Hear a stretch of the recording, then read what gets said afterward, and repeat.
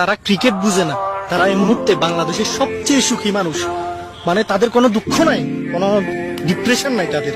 হ্যাঁ, তো আগামী প্রজন্মে যারা আসছ, যারা এই ভিডিও দেখতেছস, যারা পাবজি ফ্রি ফায়ার এগুলা লই ফরি থাকস, তাদের উদ্দেশ্যে বলি রেগুলার লই ফরি থাক। দেশে ক্রিকেট বুঝিস না, দেশের ফুটবলের কথা তো নাই বললাম। হ্যাঁ, ক্রিকেট তোরা বুঝার চেষ্টাও করিস না। ক্রিকেট বুঝবি বা ইয়ার মতো দেশের খেলা চাইবি, হতাশ হবি, ডিপ্রেশনে যাবি।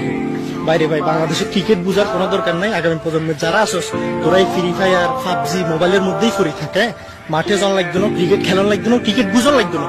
ক্রিকেট বুঝবি বা ইয়ার মতো কি হ্যাক্সের মারা হবি, কোনো কথা নাই। ডিপ্রেশনে যাবি, ডিপ্রেশনে বাংলাদেশ খেলা চাই।